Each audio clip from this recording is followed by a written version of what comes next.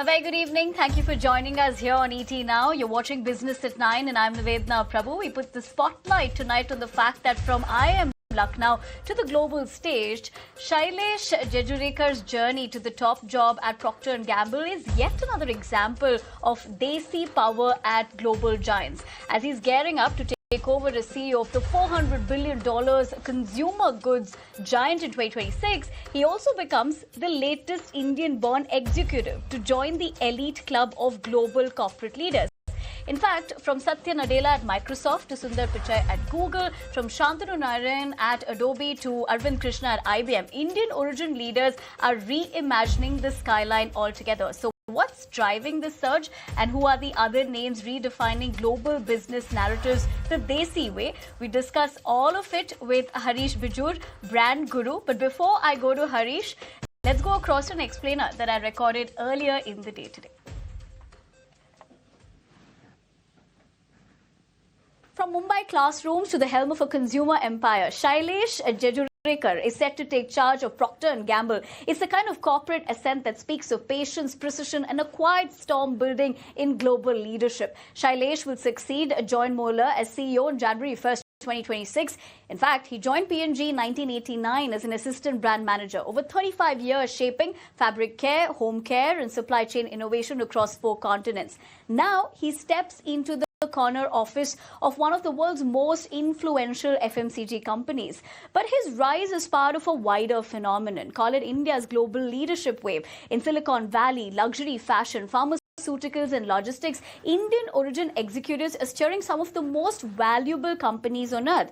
And it's not just the familiar names. A fresh lineup is emerging. In just the past year, Sandeep Datta took charge as president of AWS India and South Asia. Srinivas Pallia became CEO and MD of Wipro. Arundhati Chakrabarti stepped in as group CEO of operations at Accenture. Somit Goyal was named CEO of IBS Software. Rajesh Warrior took up dual roles as global head of operations and chairman and MD for India at Cognizant. Now, pioneers like Indra Nui, former CEO of PepsiCo, and Harish Manbani, Unilever's first CEO in 2011, paved the way for this expanding roster of CEOs of Indian origin.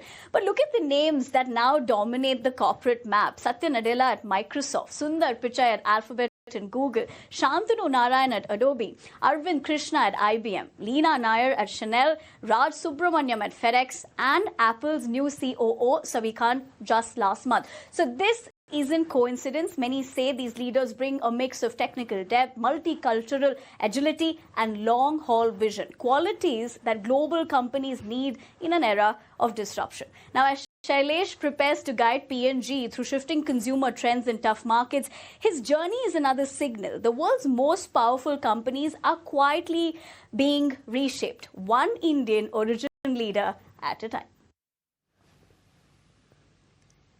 All right, that was a synopsis of what we're looking at. But what does Harish Bijoor, brand guru, think of the same? Well, let me ask him that. Harish, thank you very much for not just taking the time out, but also being extremely patient with us. Hope you're doing well. And namaskara. Thank you for joining us. Given the fact that you also took to social media platform X to talk about this particular appointment as well. But look at how interesting this story is, because from Mumbai classrooms to the helm of P&G, Shailesh's trajectory is remarkable. But is this an individual success story? Are we looking at a structural shift where Indian origin executives are now systematically rising to the top of global corporations? Okay, firstly, I must say this is a big one, Shailesh being at the helm of P&G worldwide, a very big one.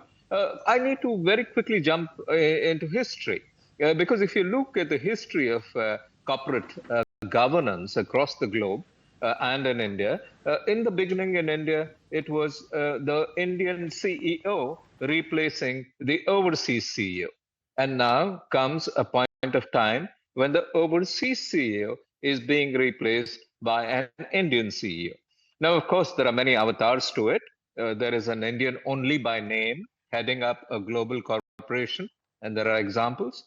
An Indian by birth, only by birth, heading up a corporation. An Indian by education, heading up a corporation. And the fourth one is an Indian by work, heading up a corporation. Shailesh actually belongs to that fourth bit. And that's the exciting bit, because Shailesh started with P&G out here decades ago, 3 decades ago. And I think Shailesh is now at the helm of it all.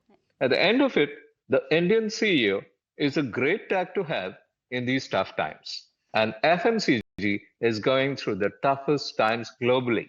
You'll see a churn of leadership, and this is one of them. True.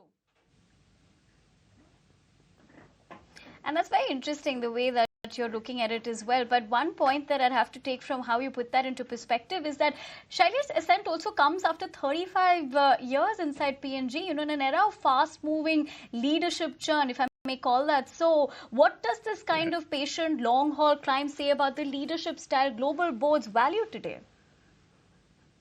This is something which is very important to perceive. Because there is somebody who has P&G in his, her, or their DNA. And Shailesh is that someone at this point of time. Not a single move out of the corporation. And believe it or not, guys like Shailesh have, I'm sure, had plenty of temptations coming their way. This really says one thing, being patient, being consistent, being with one entity, loyalty, that in inverted commas, that one big loyalty pays kind of a phrase. I think all of that has worked for Shailesh. And this kind of a DNA is unique in an era where CEO promiscuity is the norm. Shailesh has shown, a loyalty to an organization, actually taking you right to the top. Plenty of learning out here.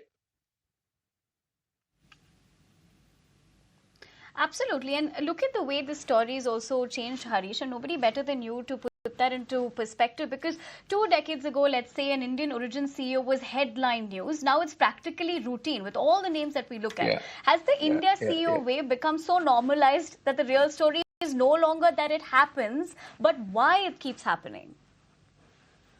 Well, you're so right on that.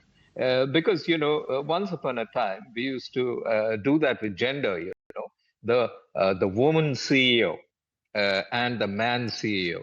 Now that's passe, okay? Today, I think, an Indian CEO is also old news. It's so 2024. From now on, we're really talking about the Indian CEO becoming a part and parcel of the global business platform. One point I'd like to definitely make is that in the older days, particularly multinationals would look at an Indian CEO working within India to be just hands and feet, largely, okay? But not anymore. Today, the Indian CEO is hands in terms of operations, energy in terms of taking care of the entire organization at the operations, sales, marketing front, and finally, strategy. The Indian head has come into it. A guy who leads a global corporation is all of these three. And the moment the Indian reaches there, it means finally global leadership is accepting the mind power of India and the Indian who has worked hard in the great Indian market. Absolutely. I don't think there's a better way to put that in a nutshell. But Harish, every time an Indian origin leader takes a top post, be it at Google, Chanel or FedEx, it becomes a soft power moment. But are these appointments shifting how the world perceives India, or are they still seen as isolated professional wins? Oh, these are not isolated professional wins. The Indian is a tag of respect today. I'm in New York at this point of time. Once upon a time, 30 years ago, when I used to travel here, the perspective of the Indian entering the boardroom for a discussion and the position that Indian would occupy was so different. Today, 3 decades later, in fact, this happened 2 decades ago, the Indian is a total respect entity.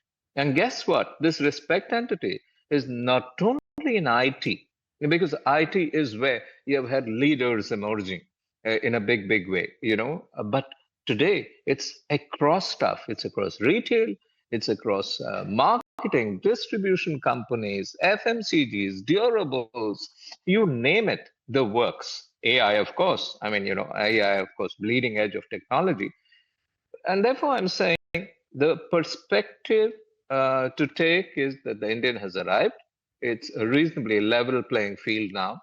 And some would complain that the Indian is having it too good.